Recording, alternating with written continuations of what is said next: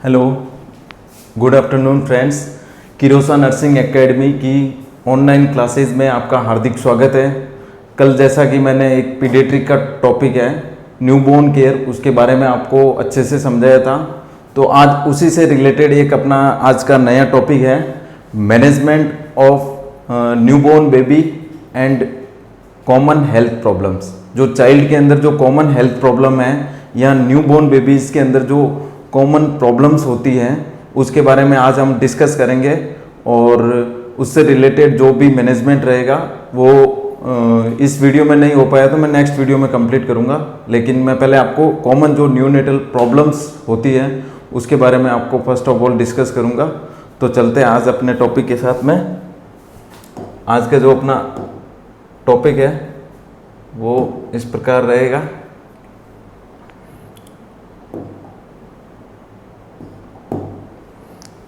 तो आज भी अपन जो टॉपिक ले रहे हैं वो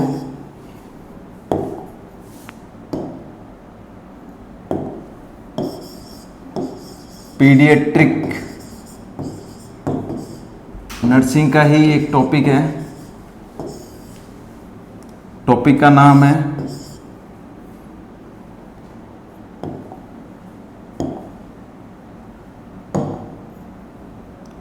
मैनेजमेंट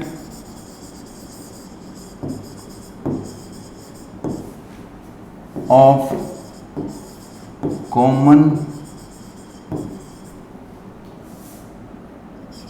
न्यूनेटल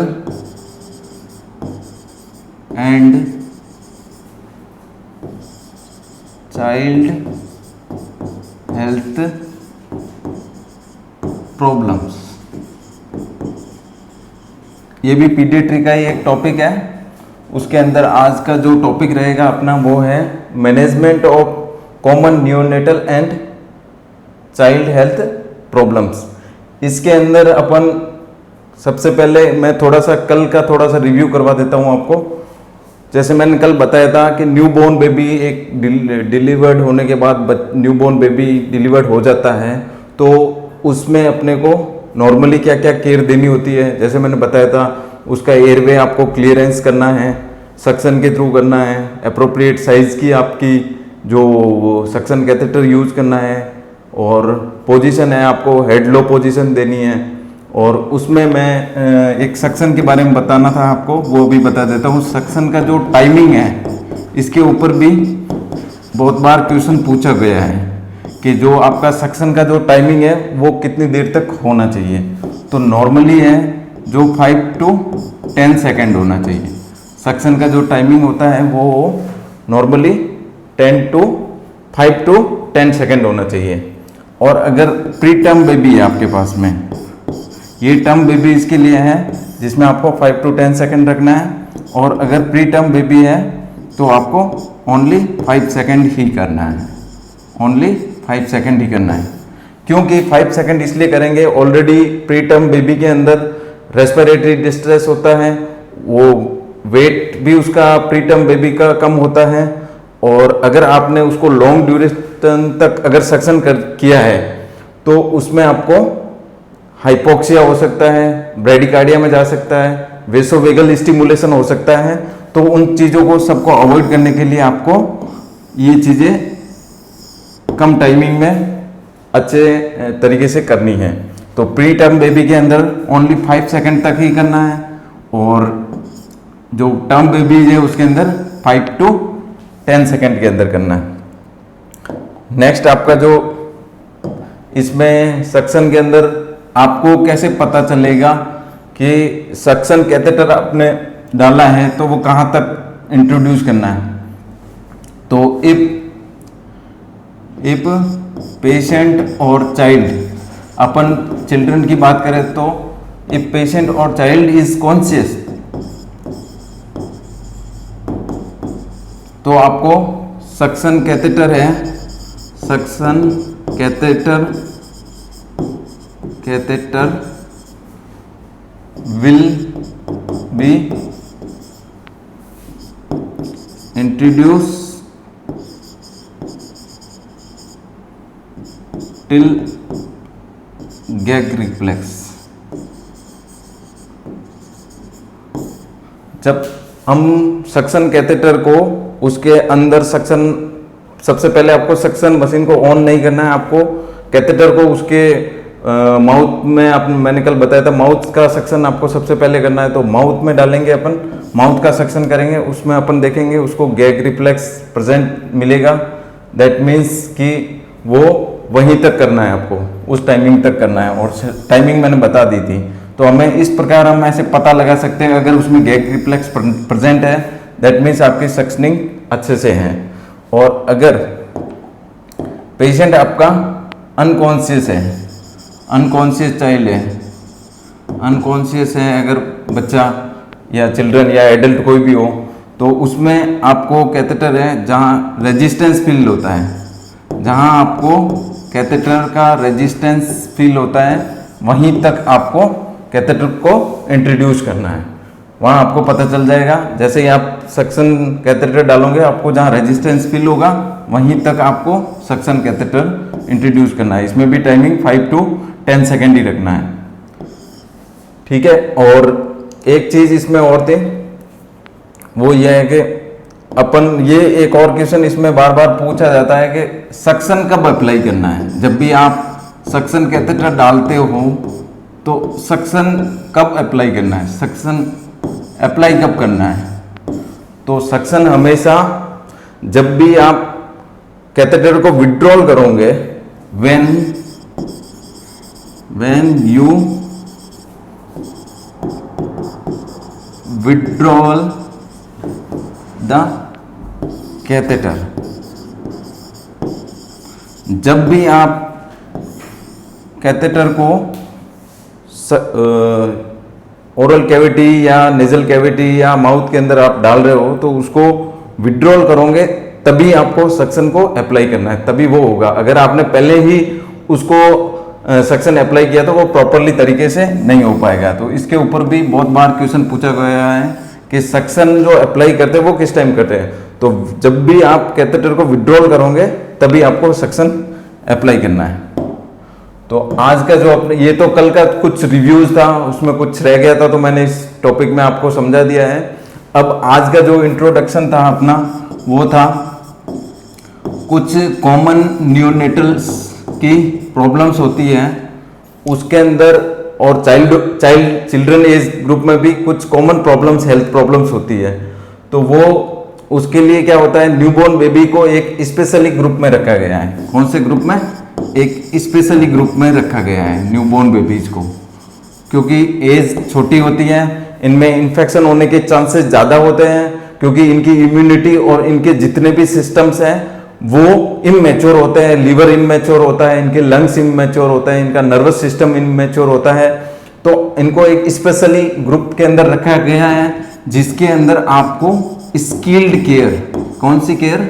स्किल्ड केयर की ज़रूरत होती है। और वो स्किल्ड केयर इसलिए ज़रूरत होती है क्योंकि आप उसको प्रिवेंट कर सकते हो। किससे? Prevent from mortality and morbidity.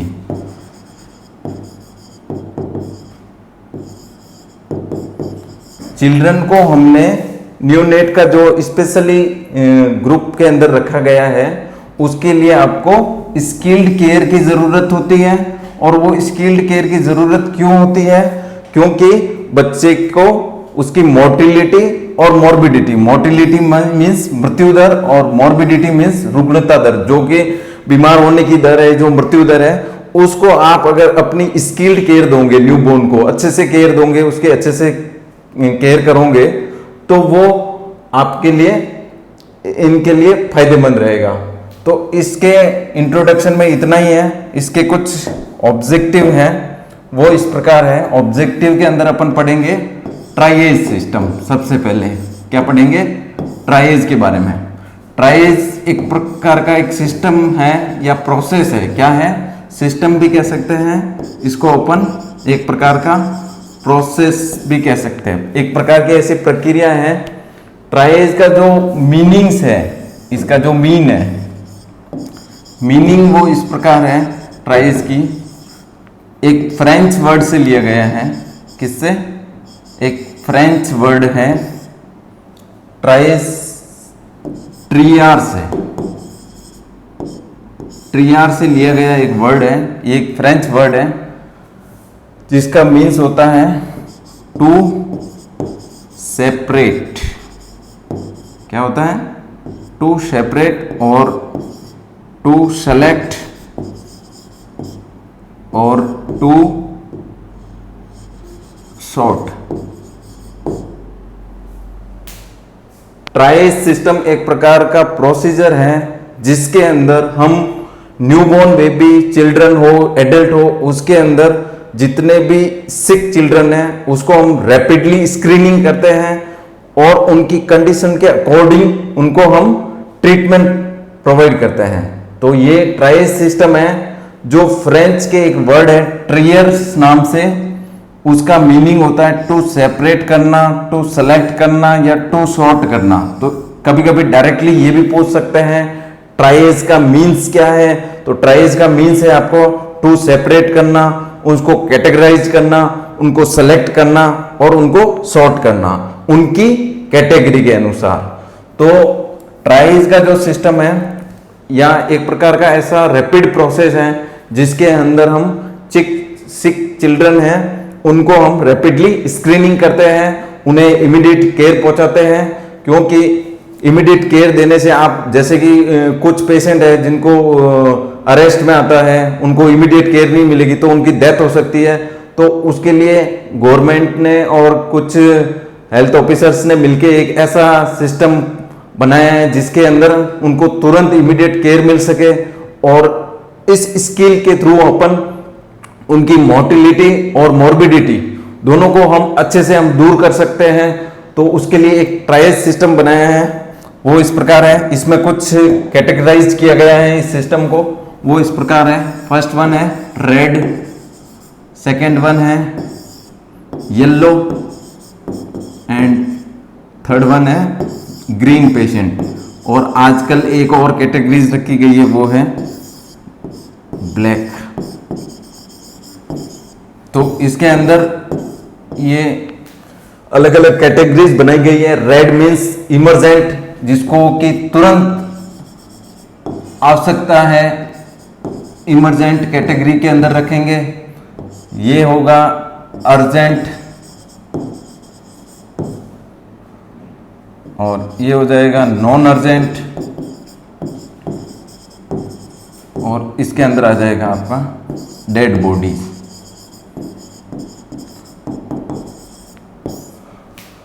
Emergent का मीन्स ये है कि तुरंत अगर पेशेंट ऐसी कंडीशन में आपके सामने आया है जिसमें अगर उसको आपने तुरंत इमीडिएट केयर अगर प्रोवाइड नहीं की तो उसको हेल्थ कॉम्प्रोमाइज हो सकता है, उसको अपनी जान का भी खतरा हो सकता है। तो ऐसे रेड कैटेगराइज्ड के अंदर आपको पेशेंट को इमीडिएटली रिससिटेशन के लिए तैयार करना है या फिर जो उसकी कंडीशन है उसके अकॉर्डिंग आपको उसको ट्रीट करना है। येलो कैटेगरी के अंदर भी अर्जेंट होता है लेकिन इसमें आप थोड़ा सा डिले कर सकते हो, ज्यादा डिले आपको नहीं करना है क्योंकि ये भी येलो कैटेगरी के अंदर जो पेशेंट होगा वो भी कुछ प्रॉब्लम्स लेके आपके सामने आएगा। तो उसको भी आपको नेग्लेक्ट नहीं करना, थोड़ा सा डिले आप हाफ एन आवर या 1 आवर तक आप कर सकते हो लेकिन ट्रीटमेंट ज्यादा डिले नहीं होना चाहिए। ग्रीन के अंदर मूवेबल पेशेंट होंगे जो कि ओपीडी लाइक पेशेंट होंगे, जो सर्दी जुकाम खांसी बुखार ऐसे कुछ सिम्टम्स के साथ आपके सामने आएंगे। तो वो नॉन अर्जेंट होंगे, उसमें आप आराम से उनको ओरली मेडिकेशन दे सकते हैं, उनको हेल्थ एजुकेशन दे सकते हैं और उनको हेल्थ इश्यूज के बारे में बता सकते हैं। और ब्लैक कैटेगरी एक अलग से रखा गया, उसके अंदर डायरेक्टली डेड बॉडीज आपके पास आ रही है। ये भी कभी कभी एग्जाम के पॉइंट ऑफ व्यू से पूछ लेते हैं। तो अभी रेड कैटेगरीज के अंदर अपन किसको रखेंगे? रेड कैटेगरीज के अंदर आपको ट्राइज करने के लिए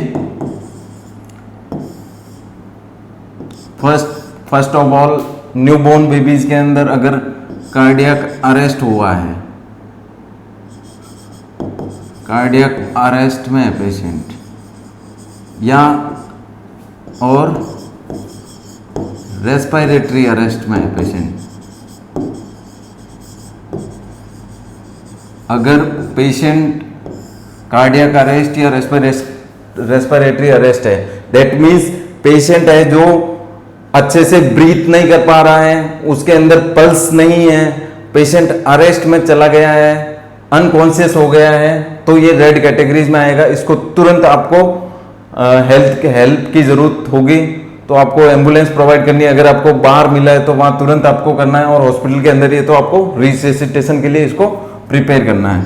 सेकंड इसके अंदर आएगा कोई भी ट्रॉमा पेशेंट है, कोई पेशेंट को अगर ट्रॉमा हुआ है, सस्पेक्टेड उसके कुछ स्पाइनल इंजरी है या कोई सर्वाइकल इंजरी है, तो उसको भी इमीडिएट केयर की जरूरत होगी, तो उसमें आपको उसको रेड कैटेगरीज के अंदर रखना है। तीसरा है आपको बर्न पेशेंट है, कोई बेबी है जो बर्न करके आया है, तो न्यूबॉर्न बेबीज के अंदर जो फ्लूइड की मात्रा है वो अत्यधिक होती है, तो बर्न के अंदर फ्लूइड लॉस के साथ में पेशेंट शॉक में जा सकता है, तो उसको आपको तुरंत ट्रीट करना है, उसको नेग्लेक्ट नहीं करना है। इसके अलावा चौथा पॉइंट है आपका शॉक की कंडीशन हो सकती है।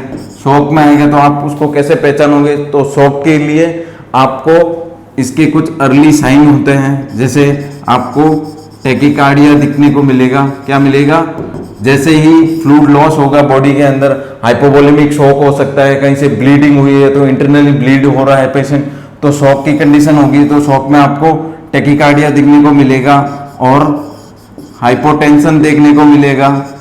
सेकंड थिंग उसका जो है कैपिलरी रीफिल टाइम है, कैपिलरी रीफिल टाइम जो नॉर्मली लेस देन 2 सेकेंड या 3 सेकेंड होता है, वो लॉन्गर देन 3 सेकेंड हो जाएगा। अगर कैपिलरी रीफिल टाइम 3 सेकेंड से लॉन्गर हो रहा है, दैट मीन्स पेशेंट शॉक की कंडीशन में है, टैकीकार्डिया देखने को मिलेगा, हाइपोटेंशन देखने को मिलेगा, साथ में उसकी जो एक्सट्रीमिटीज है वो कोल्ड एक्सट्रीमिटीज हो जाएगी, कोल्ड एक्सट्रीमिटीज हो जाएगी, पेरिफेरली उसकी कोल्ड हो जाएगी, दैट मीन्स शॉक की कंडीशन है। तो ये सारे साइन आपको जल्दी से उसमें देखने हैं, नोटिस करने हैं, और तुरंत उसको केयर के लिए इमीडिएटली उसको हेल्प की जरूरत होगी, तो आपको उसको केयर प्रोवाइड करनी है, उसको फ्लूइड देना है, उसका फ्लूइड रिससिटेशन करना है, उसको टेंडन-बर्ग पोजीशन देनी है, या फर्दर आप उसमें ऑक्सीजन थेरेपी दे सकते हो, सैचुरेशन वगैरह वाइटल मॉनिटर करना है। तो ये सारी चीजें, जैसे कार्डियक अरेस्ट में पेशेंट है, या फिर ट्रॉमा का पेशेंट है, या बर्न का पेशेंट है, या उसको क्या बोलते हैं, कहीं पे ब्लीडिंग हो रही है, कहीं से विजिबली ब्लीड हो रहा है, आपको विजिबली ब्लीड देखने को मिल रहा है, ट्रॉमा के केसेस में देखने को मिल सकता है, कोई फिस्टुलर रप्चर हो गया है या कहीं से कोई ट्रॉमा हुआ है वो ब्लीड हो रहा है, तो इसको भी आपको उसको प्रेशराइज करना है, उसके वाइटल्स लेने हैं, उसको कैसे आप हेल्थ केयर प्रोवाइडर को आप उनको सूचना देनी है कि वो किस प्रकार इसकी हेल्प कर सकते हैं। और कन्वर्जन के पेशेंट है, कन्वर्जन्स जो फीट्स बोलते हैं अपन, कन्वर्जन्स है, सीजर्स हैं, तो ऐसे में भी उसका एयरवे कॉम्प्रोमाइज हो सकता है, तो आप उसको कैसे असेस कर सकते हो या किस प्रकार उसकी हेल्प कर सकते हो। या फिर हाइपोग्लाइसीमिया हो सकता है, या फिर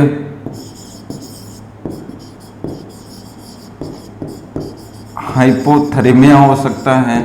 तो ये सारी चीजें आपको उसमें नोट करना है, ये चीजें आपको तुरंत देखते ही उसको केयर प्रोवाइड करनी है, उसको तुरंत रिससिटेट करना है, फ्लूइड देना है, इंट्यूबेट करना है, जो भी आपको करना है उसके लिए अर्जेंट आपको इमरजेंट की तरह एक उसको ट्रीटमेंट की रिक्वायर होगी, वो इस प्रकार है। और देन उसके बाद में येलो कैटेगरी के अंदर नॉर्मली जो माइनर इंजरीज है, माइनर इंजरी हो गया आपका, ये येलो के अंदर आएगा, जो कि नॉर्मल पेशेंट होंगे, उसमें आप थोड़ा सा उसमें क्या है थोड़ा डिले कर सकते हो, लेकिन ज़्यादा देर तक डिले नहीं करना, क्योंकि माइनर इंजरी भी है तो भी उसको ट्रीट तो करना ही, आपको ज़्यादा डिले नहीं करना है। माइनर इंजरीज आ जाएगी, या एब्डोमिनल पेन आ जाएगा, एब्डोमिनल पेन आ जाएगा। उसके बाद में फीवर के साथ में आया है पेशेंट, जो नॉर्मली रूटीन फीवर के साथ में आया, उसको भी आप देख सकते हो।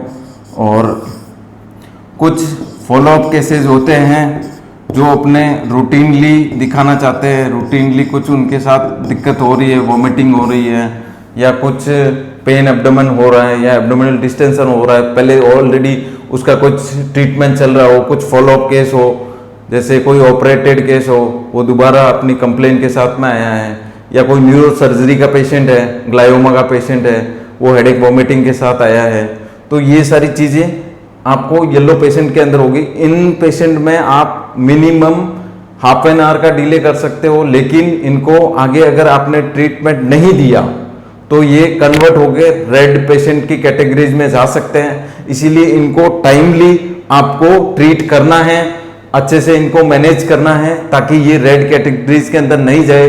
टाइमली आपको इनको अच्छे से कैसे मैनेज कर सकते हो वो सारी चीजें आपको करनी है वहां पे।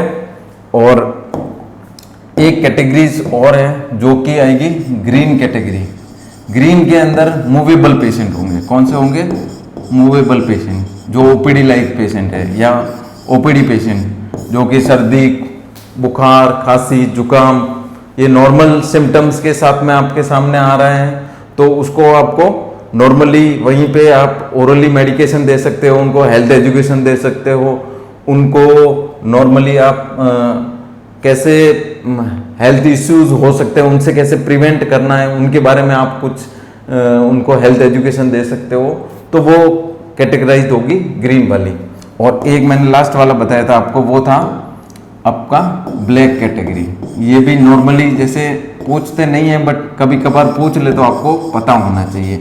तो इसके अंदर जो डेड बॉडीज होगी वो आएगी ओनली फॉर डेड बॉडीज लेके अगर पेशेंट हॉस्पिटल में आ जाता है, या कोई एमएलसी केस है, जो कोई हैंगिंग का केस है, आपने पुलिस को इन्फॉर्म किया और अगर उसको हॉस्पिटलाइज्ड कर मतलब लेके आ रहे हैं, तो वो अगर कैटेगरी होगी तो वो कौन सी होगी? ब्लैक के अंदर रखेंगे उसको अपन। तो ये एक प्रकार का ट्राइज सिस्टम था।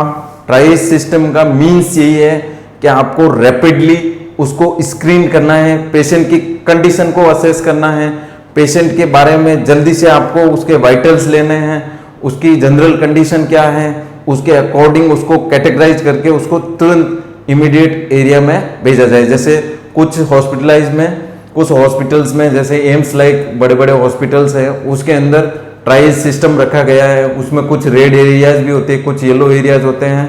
तो उसके अंदर पेशेंट की कंडीशन के अकॉर्डिंग हम जो भी वहां पे ट्राइज नर्स होती है या ट्राइज पे जो ऑफिसर्स होते हैं, वो बेसिकली उनको उसके अकॉर्डिंग स्क्रीन करके उनके रेस्पेक्टिव एरियाज के अंदर उनको भेज देते हैं। तो ये तो था ट्राइज सिस्टम। अब कुछ कॉमन प्रॉब्लम्स हैं,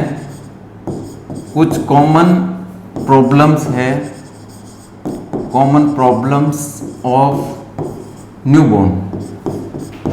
अपन जो टॉपिक पढ़ रहे हैं वो है बेसिकली न्यूबॉर्न और चिल्ड्रन के ऊपर है, क्योंकि अपन पीडियाट्रिक का पढ़ रहे हैं। तो कॉमन क्या क्या प्रॉब्लम्स हो सकती है न्यूबॉर्न के अंदर, उस पर अपन डिस्कशन करेंगे। तो फर्स्ट जो प्रॉब्लम वो है मेकोनियम पासेस। फर्स्ट जो प्रॉब्लम है वो है मेकोनियम पासेस। अब मेकोनियम क्या होता है? मेकोनियम जो कि न्यूबॉर्न का फर्स्ट स्टूल होता है। क्या होता है? First stool of newborn baby. Newborn baby का जो फर्स्ट स्टूल पास करता है उसको बोलते हैं मेकोनियम। और मेकोनियम पासेज है वो मेनली 90% न्यूबॉर्न के अंदर, 90% of newborn will be passed in 24 hours। 90% जो भी जितने भी न्यूबॉर्न्स हैं वो अपना फर्स्ट स्टूल जिसका कि नाम है मेकोनियम, वो 24 आवर्स के अंदर पास कर लेते हैं नॉर्मली।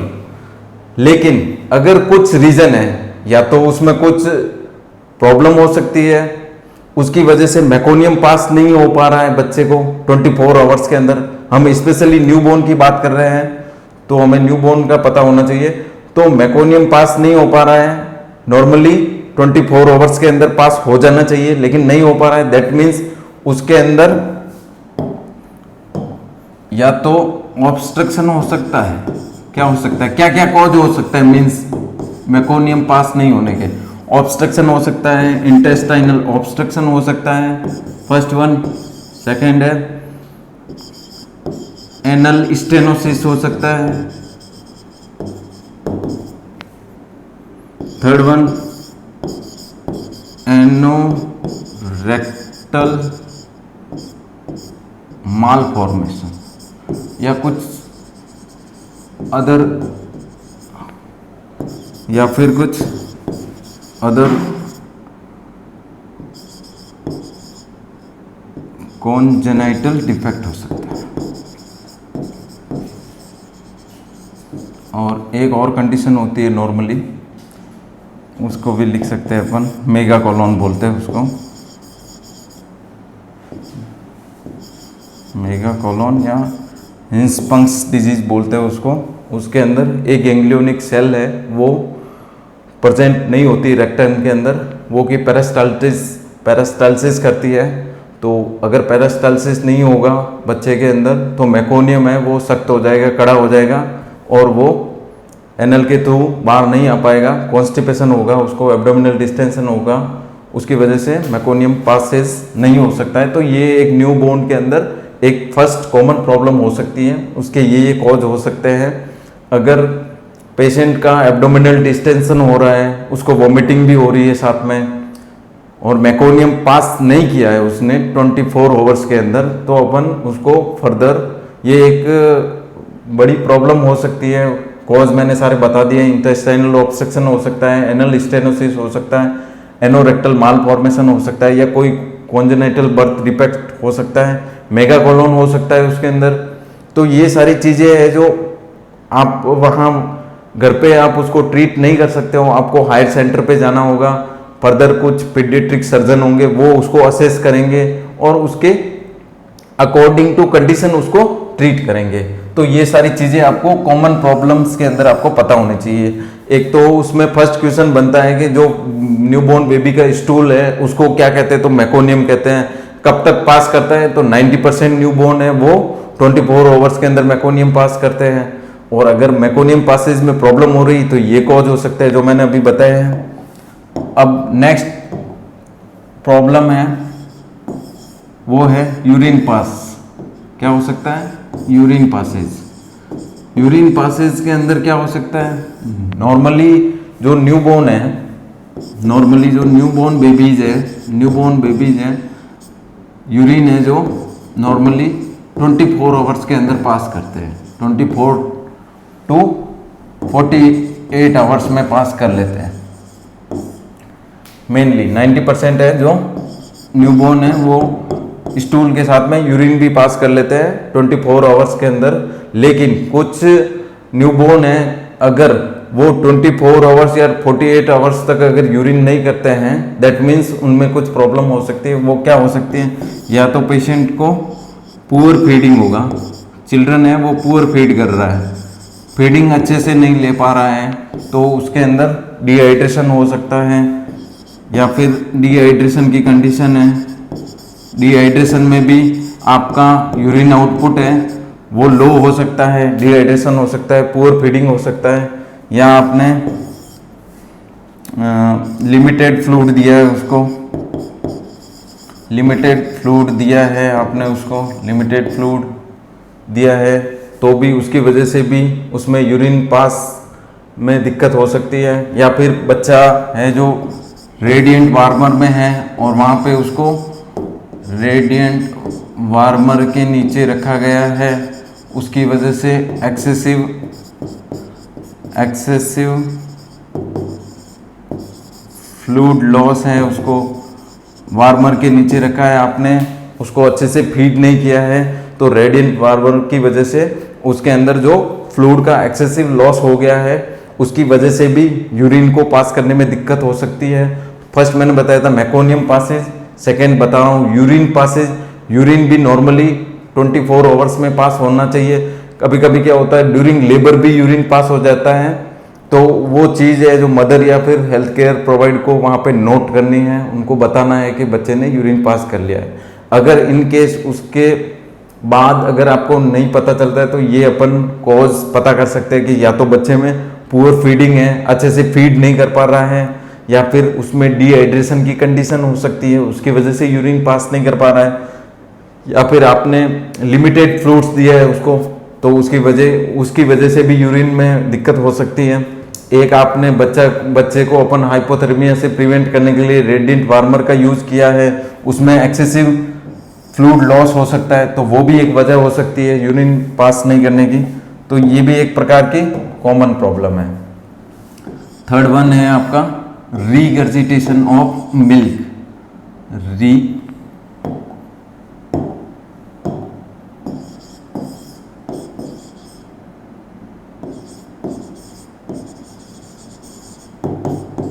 रीगर्जिटेशन ऑफ मिल्क, ये भी एक प्रकार की कॉमन प्रॉब्लम है। रीगर्जिटेशन ऑफ मिल्क, रीगर्जिटेशन का मीन्स क्या होता है, सबसे पहले तो ये जानना जरूरी है। रीगर्जिटेशन का means back flow of gastric content.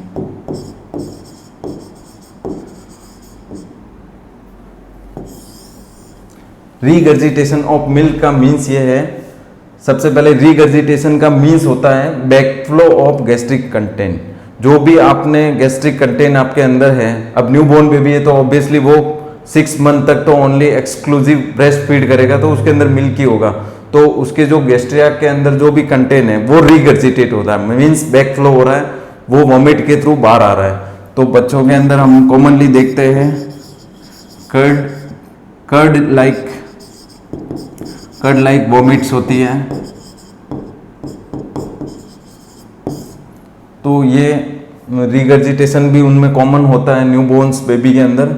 तो इसमें आपको कोई भी ट्रीटमेंट की ज़रूरत नहीं है, ये एक नॉर्मल चीज़ है, इसको कोई ट्रीटमेंट की रिक्वायर्ड नहीं है।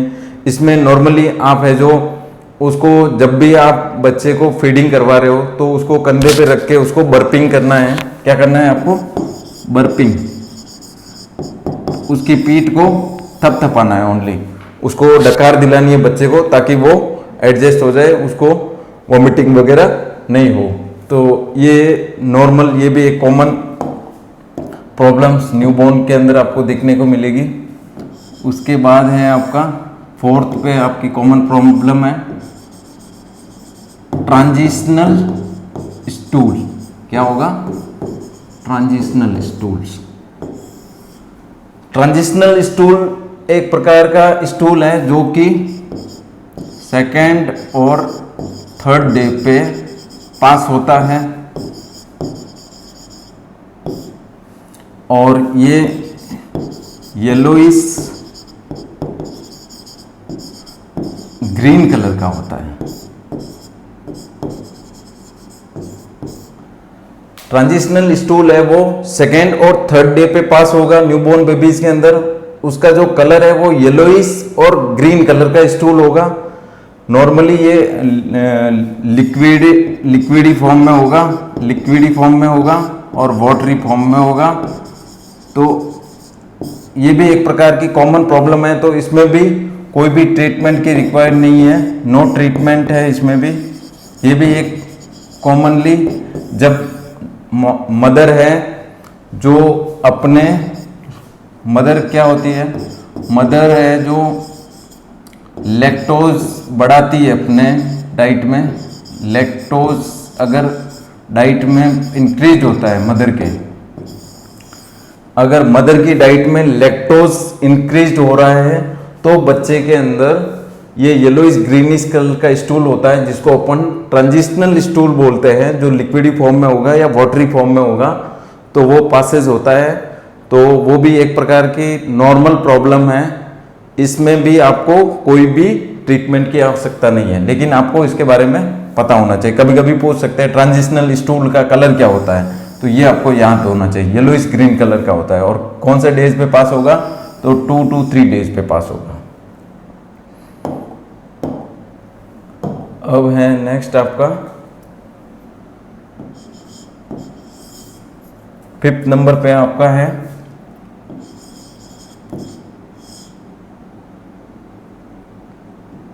इरिथ्रिमा टॉक्सिकम।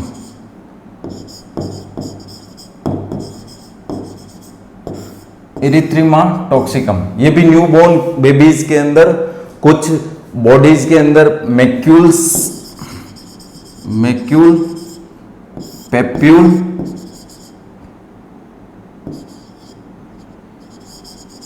और पेस्ट्यूल, ये इस टाइप के रैश बन जाते हैं।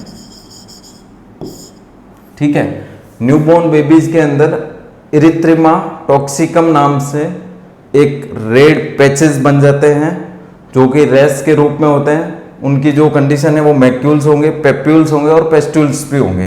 ये नॉर्मली आपको 5 to 6 डेज पे आपको उन पे देखने को मिलेंगे। ये कॉमन जो रैश होंगे, इसमें सबसे पहले फेस पे स्टार्ट होगा, देन ट्रंक पे और देन लिम्ब पे। तो न्यूबॉर्न बेबीज के अंदर 5th डे पे कुछ रैसेस आपको देखने को मिलेंगे। वो कलर में रेडनेस टाइप के होंगे, मैक्यूल्स होंगे, रेड फ्लैट। कैसे होते हैं? रेड भी होते हैं और फ्लैट भी होते हैं।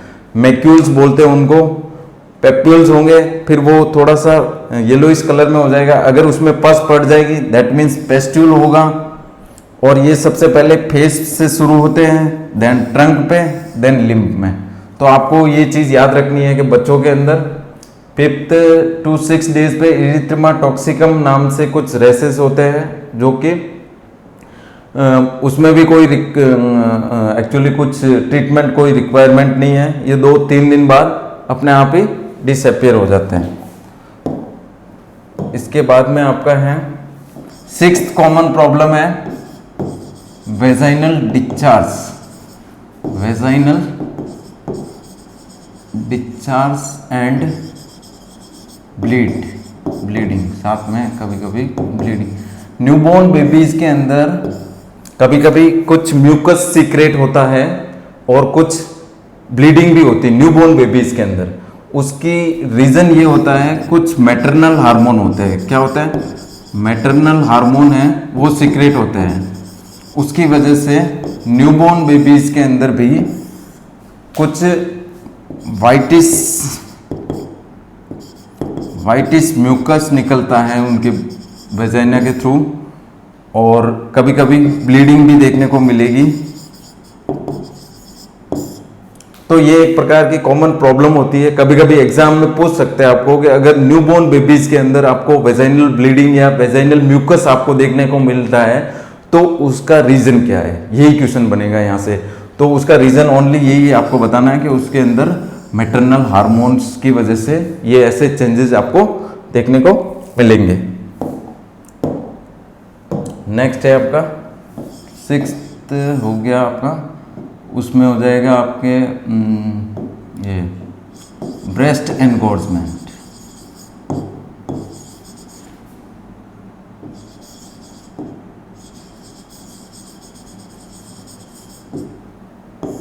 तो न्यूबॉर्न बेबीज के अंदर कुछ बच्चों के अंदर ब्रेस्ट है वो मैटरनल हार्मोन की वजह से ही उनमें एनगोर्ज हो जाते हैं, लार्ज हो जाते हैं। ब्रेस्ट है वो लार्ज हो जाते हैं, एनगोर्ज हो जाते हैं, उनमें लंप टाइप ऐसे अपने को देखने को मिलता है। तो ये भी एक प्रकार की नॉर्मल कंडीशन है और इसमें आपको कुछ भी नहीं करना है, नो ट्रीटमेंट है इसमें भी। आपको इसके अंदर भी कुछ ट्रीटमेंट की नीड नहीं है। और डोंट मैनिपुलेट द ब्रेस्ट को आपको मैनिपुलेट नहीं करना है क्योंकि उससे पेन हो सकता है उनको। और कभी कभी इसमें पूछा गया है कि न्यूबॉर्न बेबी के मिल्क को क्या बोलते हैं। वाइटिस जो डिस्चार्ज, इसमें से कुछ ब्रेस्ट एनगोर्ज होते हैं तो उसमें से कुछ वाइटिस डिस्चार्ज भी निकलता है, तो वो न्यूबॉर्न का मिल्क बोलते हैं। तो वो न्यूबॉर्न के मिल्क को अपन विच मिल्क, क्या बोलते हैं उसको? विच मिल्क। तो ये भी कभी कभी एग्जाम में पूछा गया है कि न्यूबॉर्न के मिल्क को क्या बोलते हैं, तो उसको विच मिल्क बोलते हैं। नॉर्मली ब्रेस्ट एनगोर्जमेंट किसकी वजह से हो रहा है, उसका कॉज है वो है मैटरनल हार्मोन क्या कहा जाए, जैसा कि मैंने बताया था वेजाइना के अंदर ब्लीडिंग होती है, वैसे उस प्रकार भी इसमें भी ब्रेस्ट एनगोर्जमेंट हो जाते हैं, वो मैटरनल हार्मोन प्रेजेंट होने की वजह से होता है। ब्रेस्ट है जो अनलार्ज हो जाते हैं, उनमें से म्यूकस वगैरह सीक्रेट हो जाते हैं, उस म्यूकस सीक्रेट उस मिल्क को विच मिल्क बोलते हैं, ये क्वेश्चन आ सकता है। इसमें कोई भी आपको ट्रीटमेंट की आवश्यकता नहीं है और ब्रेस्ट को आपको मैनिपुलेट वगैरह नहीं करना है।